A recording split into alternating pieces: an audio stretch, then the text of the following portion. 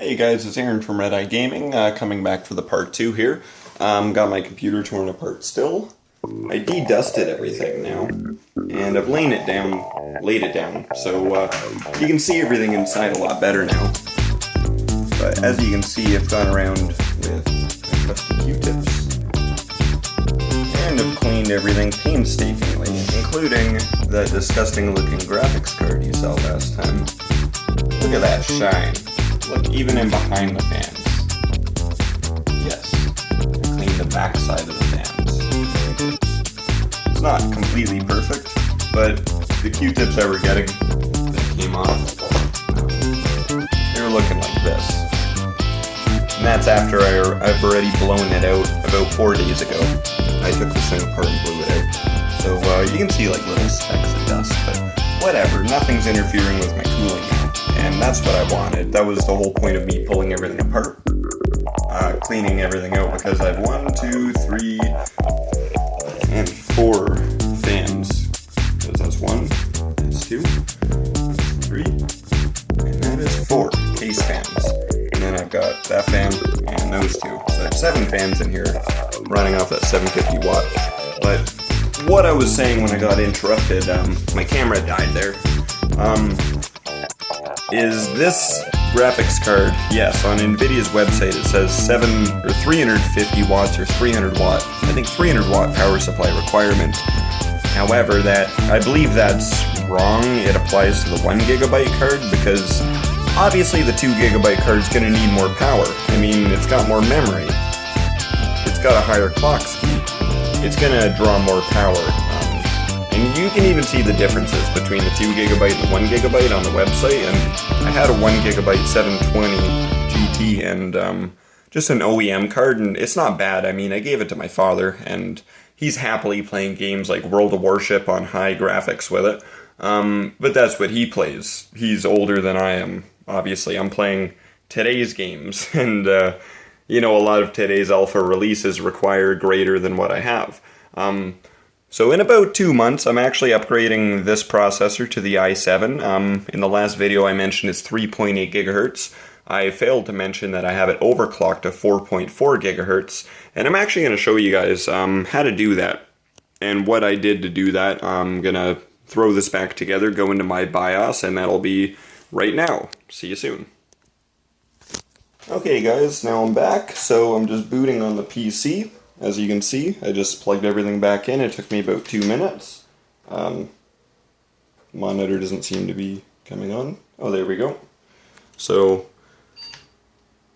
I'm holding down the delete key. This should bring up my BIOS. I'll try and hold the camera as still as I can for you guys.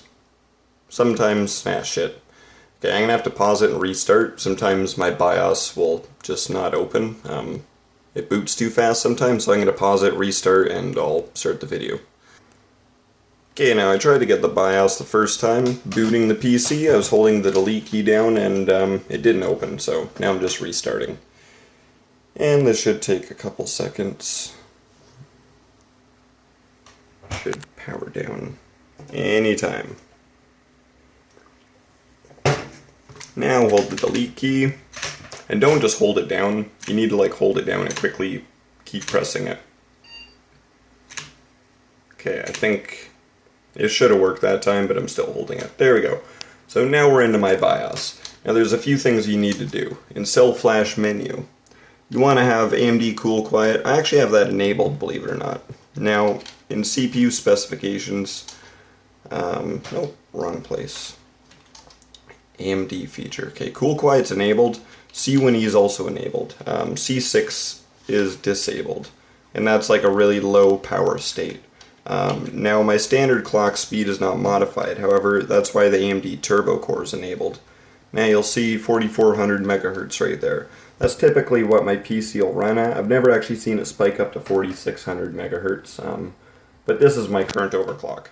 Now, as you can see, my settings: unlock CPU core disabled, advanced clock core disabled, CPU core control auto. I don't have my RAM or anything overclocked, just my CPU. All the voltages are set to auto, and it works great. I am actually upgrading my processor. However, the one thing I wanted to change while it was in here was I wanted to disable Smart Target. There we go, 100%. I made that change, but I just like it running 100%.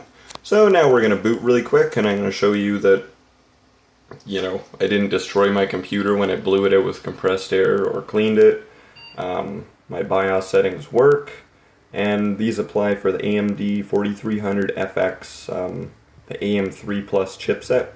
I'm going to be upgrading to an i7 very shortly, so you'll get to see my overclock specs on that.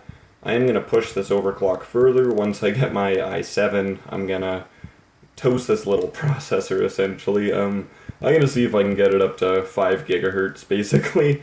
So stay tuned for that. That's going to be a fun video. But here's my Windows 10 booting up, and I'm going to do some gaming. I got some more videos to make.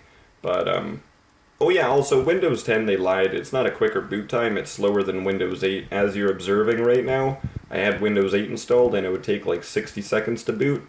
Windows is just going to sit here. And anyways, that's all for today.